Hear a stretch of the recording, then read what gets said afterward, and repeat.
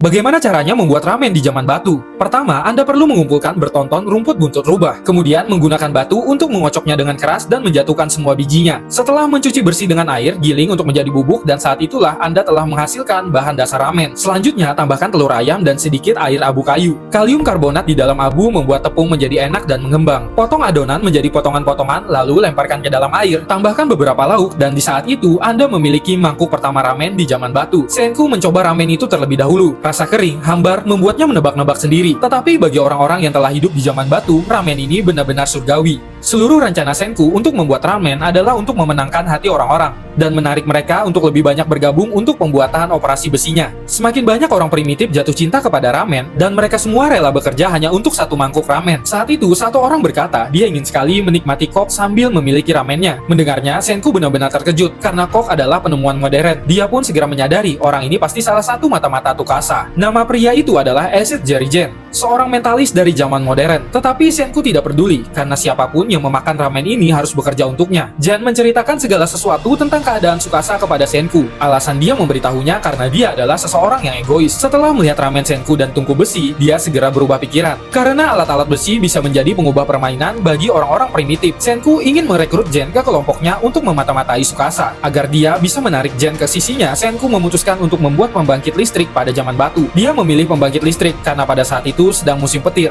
dan kunci untuk menghasilkan listrik adalah magnet yang kuat. Lodestone alami tidak cukup kuat, tetapi hal itu tidak membuat Senku khawatir. Dia hanya perlu menyalurkan petir ke lodestone untuk meningkatkan daya magnetnya. Senku mulai bekerja dengan melelehkan tembaga. Dia melapisi lodestone dengan cat penyekat, mengukir alur pada kayu, menuangkan tembaga cair ke dalamnya untuk membuat kawat tembaga, dan terakhir membungkus kawat tembaga di sekitaran batang besi. Senku memasang alat itu ke titik tertinggi di gunung. Itu adalah tempat yang sempurna untuk menahan petir. Mereka mengikat lodestone ke tiang kayu yang panjang. Di detik berikutnya, sambaran petir yang sangat besar menyambar ke bawah. Supercharging gaya magnet lodestone, Senku telah berhasil memperoleh komponen inti untuk generatornya.